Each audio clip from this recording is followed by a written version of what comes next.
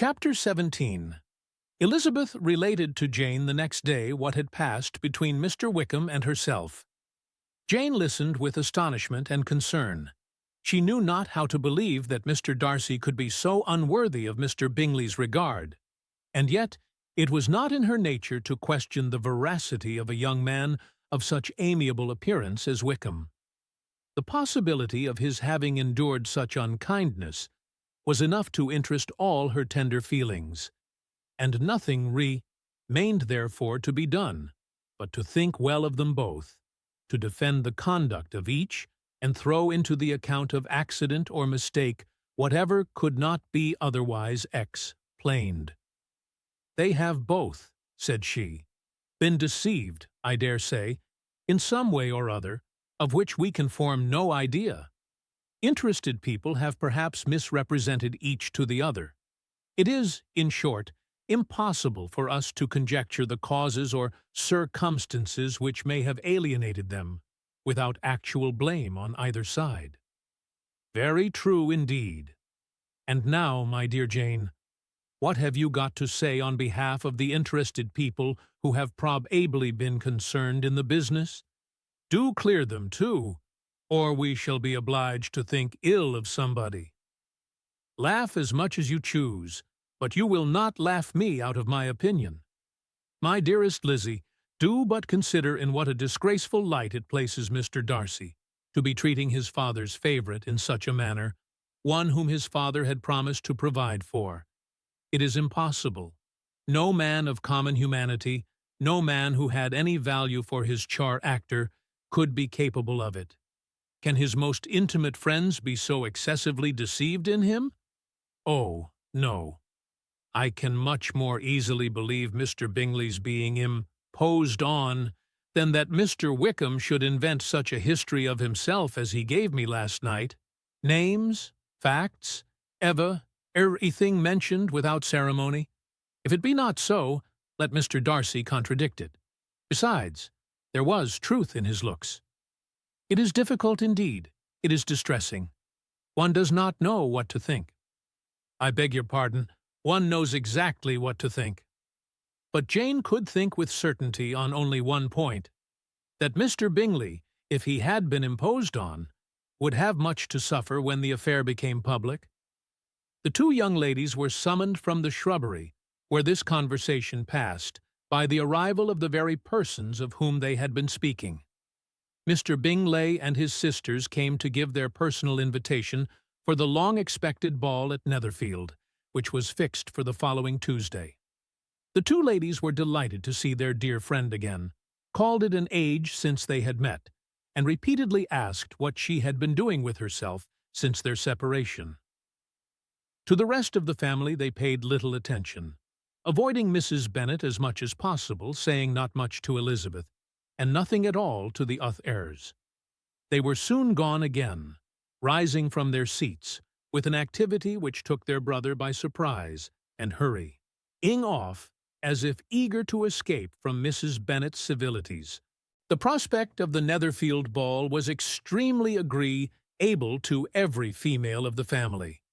Mrs. Bennet chose to consider it as given in compliment to her eldest daughter, and was particularly flattered by receiving the invitation from Mr. Bingley himself, instead of a ceremonious card.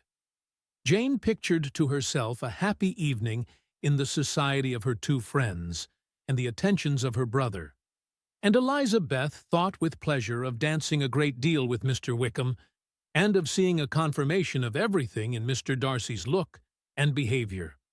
The happiness anticipated by Catherine and Lydia depended less on any single event, or any particular person, for though they each, like Elizabeth, meant to dance half the evening with Mr. Wickham, he was by no means the only partner who could satisfy them, and a ball was, at any rate, a ball, and even Mary could assure her family that she had no disinclination for it. "While I can have my mornings to myself," said she, "it is enough. I think it is no sacrifice to join occasionally in evening engagements. Society has claims on us all, and I profess myself one of those who consider intervals of recreation and amusement as desirable for everybody. Elizabeth's spirits were so high on this occasion that though she did not often speak unnecessarily to Mr. Cole-Linz, she could not help asking him whether he intended to accept Mr. Bingley's invitation, and if he did, whether he would think it proper to join in the evening's amusement.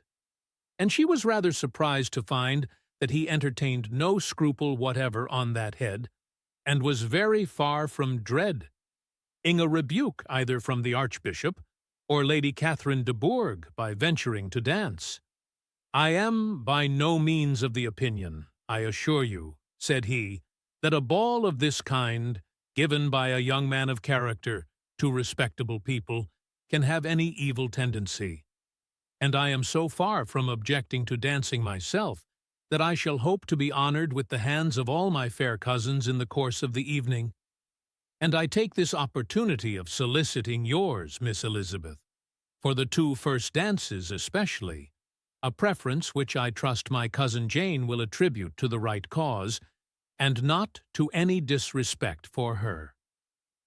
Elizabeth felt herself completely taken in. She had full-lie proposed being engaged by Mr. Wickham for those very dances, and to have Mr. Collins instead. Her liveliness had never been worse timed. There was no help for it, however. Mr. Wickham's happiness and her own were perforce delayed a little longer, and Mr. Collins's proposal accepted with as good a grace as she could. She was not the better pleased with his gallantry from the idea it suggested of something more.